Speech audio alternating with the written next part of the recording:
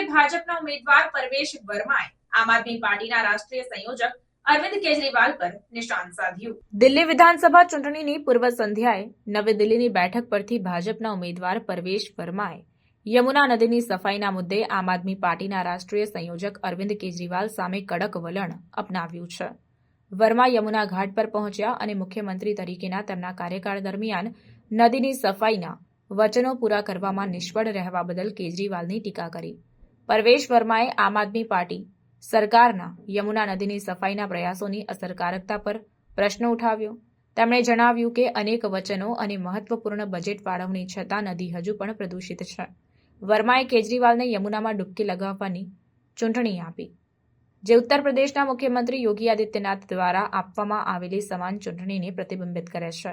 યમુનાની સફાઈનો મુદ્દો દિલ્હીની રાજનીતિમાં મહત્વપૂર્ણ વિવાદનો વિષય રહ્યો છે। તેમના કાર્યકાળ દરમિયાન કેજરીવાલે નદીની સફાઈ અને 2025 સુધીમાં તેને સ્નાન માટે યોગ્ય બનાવવાનું વચન આપ્યું હતું।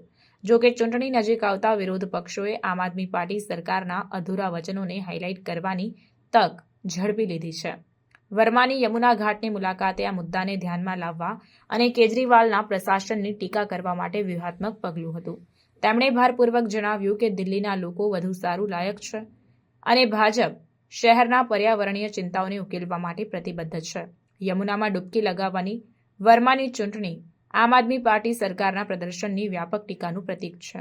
જેમ જેમ દિલ્હીની વિધાનસભા ચૂંટણી નજીક આવી રહી છે, તેમ યમુના નદીની સફાઈનો મુદ્દો ગરમ વિષય બની રહેવાની સંભાવના છે। ભાજપ અને આમ આદમી પાર્ટી બંને તેમના અભિયાનમાં આ મુદ્દાનો મુખ્ય બિંદુ તરીકે ઉપયોગ ચાલુ રાખવાની અપેક્ષા છે। આ રાજકીય લડાઈનું પરિણામ નજીકથી જોવામાં આવશે, કારણ કે તે મતદારોની ભાવના અને ચૂંટણીના પરિણામોને નોંધપાત્ર રીતે અસર કરી શકે છે।